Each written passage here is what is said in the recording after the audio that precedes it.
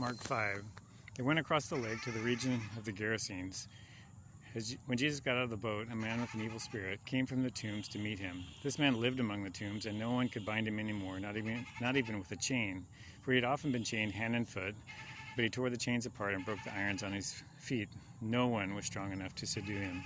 Night and day among the tombs and in the hills he would cry out and cut himself with stones. When he saw Jesus at a distance, he ran and fell on his knees in front of him. He shouted at the top of his voice, "What do you want with me, Jesus, Son of the Most High God? Swear to God that you won't torture me." For Jesus had said to him, "Come out of this man, you evil spirit."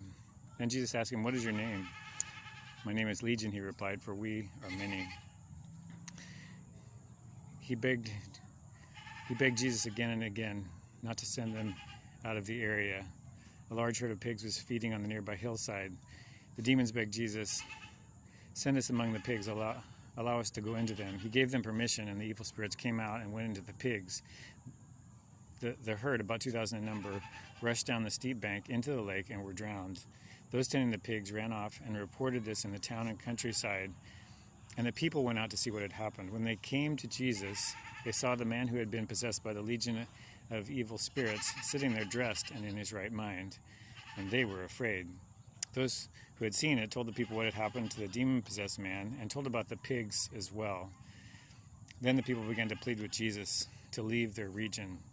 As Jesus was getting into the boat, the man who had been demon-possessed begged to go with him. Jesus did not let him, but said, "Go home to your family and tell how much the Lord has done for you and how he has had mercy on you." So the man went away and began to tell throughout the Decapolis how much Jesus had done for him. And all the people were amazed.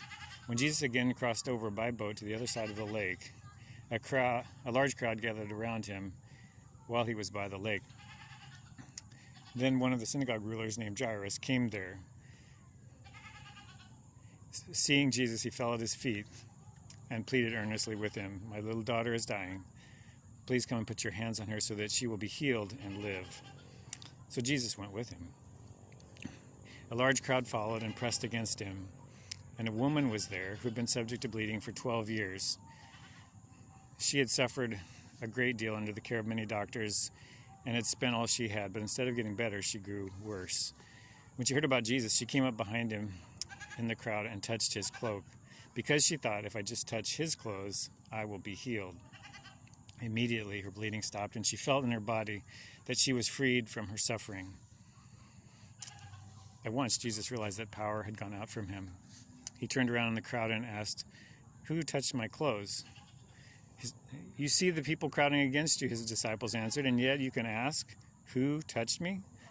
But Jesus kept looking around to see who had done it. Then the woman, knowing what had happened to her, came and knelt at his feet, and trembling with fear, told him the whole truth. He said to her, "Daughter, your faith has healed you. Go in peace and be freed from your suffering."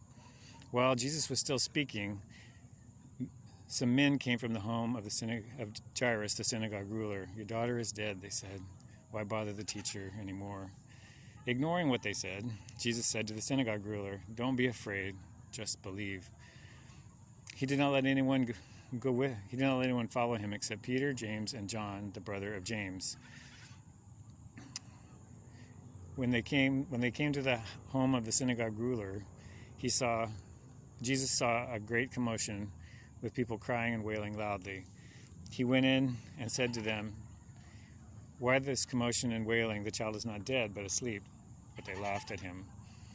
After he'd put them all out, he took the child's father and mother and the disciples who were with him, and they went in where the child was. He took her by the hand and said, "Talitha kum," which means, "Little girl, I say to you, get up." Immediately the girl stood up and walked around. She was 12 years old. At this, they were completely astonished. He gave them strict orders not to tell anyone about this, and he told them to give her something to eat.